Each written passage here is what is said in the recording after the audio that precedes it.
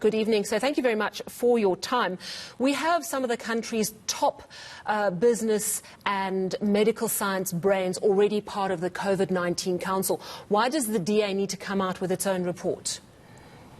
Well, it's part of our constructive engagement with government. At the beginning of the COVID crisis, we committed the Democratic Alliance to working with government and to be putting ideas on the table. And that was certainly what was behind our original blue book, which we put on the table to the president, which was an interministerial process. And a lot of the suggestions in there have been adopted.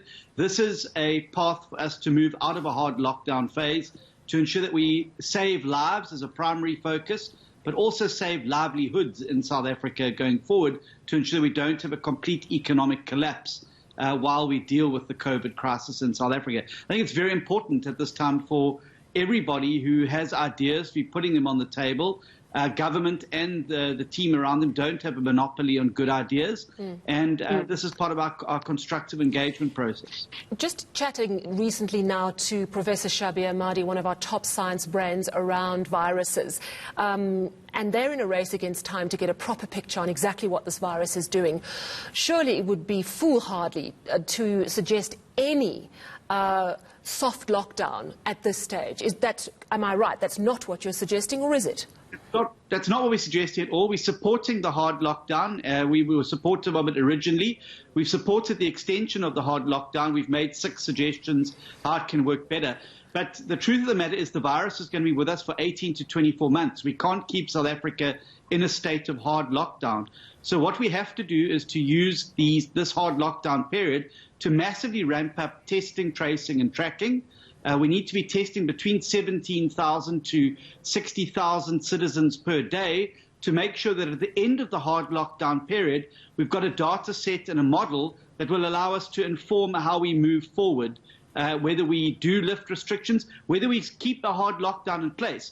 A hard lockdown remains a tool in the phased approach. But what we're saying is it doesn't have to be the only response. But Mr. Steenhuisen, I'm not seeing anything different to what the government is already doing. They want to ramp up testing. They want to get a proper idea. The only thing I can see from your document, and maybe I'm wrong, maybe there are other things you can show me, is that you are suggesting that wearing masks in public should not just be recommended, but should be made law. And you're also saying that looking at things and this sounds a little bit like political expediency to me, that you should be shelving at this stage expropriation without compensation. I'm not quite sure how that fits into your COVID document.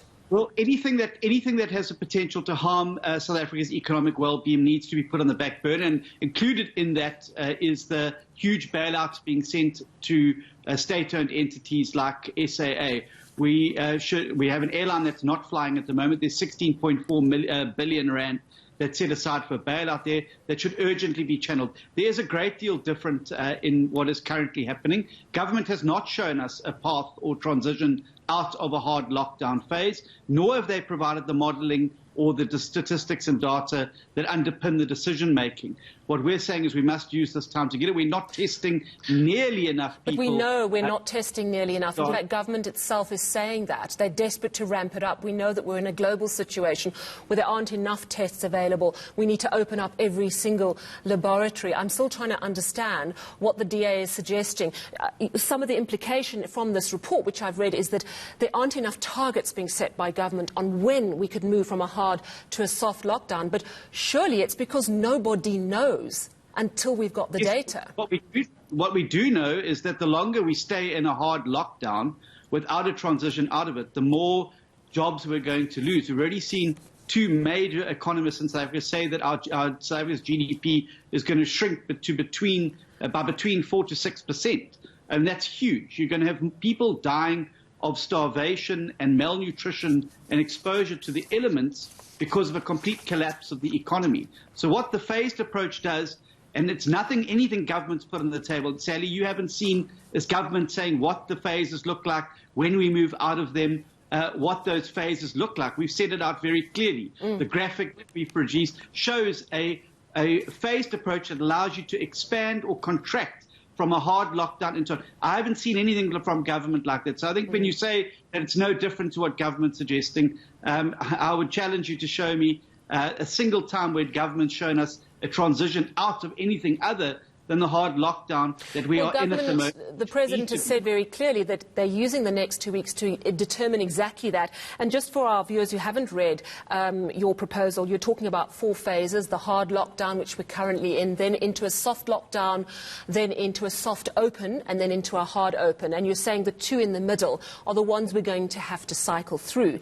But I think that most of us already are talking about some of the things in the soft lockdown, which would be opening up more shops so that people can, survive economically. I don't think that there's any lack of regard for the terrible economic plight of the very poor. But do you have a time frame? Has the DA got a time frame on when would be a good time then to go into a soft lockdown? Well, obviously, it all depends on the data and statistics that you get from mass testing. The testing, tracing and tracking is absolutely essential because that will inform whether you move out of a hard lockdown or not. We don't have that at the moment, and that's why I think the President was right to extend the hard lockdown in the absence of us having the mass testing that we need. And so we're hoping that at the end of this 5-week period, that time's not going to have been wasted. We're going to have massive increase in the testing to give us the data sets that will then inform whether we move into the orange or the yellow phases. But even the green phase, Sally, and I think it's important to say this, is not a business as usual phase as we saw prior to COVID. It still involves social distancing, mask wearing, ensuring that we are focusing on hygiene and sanitation, hand sanitizers in public places, and protocols in there. So even the green phase in this doesn't say, let's go back to what life was like prior to COVID. These are protocols that are going to be with us for a very, very long time. And it's a plan to save lives, but also to save the economy. Yes, and that's a big challenge facing not just here in South Africa, but globally. And what would you say are the key things that need to happen right now? You did mention making masks, the wearing of masks in public, law, not just recommended. What else? Well, it's got to become a culture, the mask wearing. That's the first thing. We've got to get a massive turnaround time on the tests. We need to get testing results in preferably within 24 hours to help stop the spread. But we've also then got to have a 300 billion rand economic stimulus package being released into the economy. That money that is set aside has to go into rescuing small business and helping poor people. We already have a social welfare platform in South Africa in the social grant system. People are battling to register. Many of the Labour Department offices are closed, and the money's not getting into the system fast enough. Many of these small businesses do not have a cushion to be able to last a month, 2-3 months without trading. And so that money needs to be able to get there so they can keep people on the payroll so we don't end up with a jobs bloodbath at the end of this particular period. Well, thank you very much. That's DA Interim Leader John Steenhuisen talking to us about their plan that they are submitting to government, their ideas, their suggestions, which will all go into the pot as government considers how long they can stay in a hard lockdown without too much economic fallout.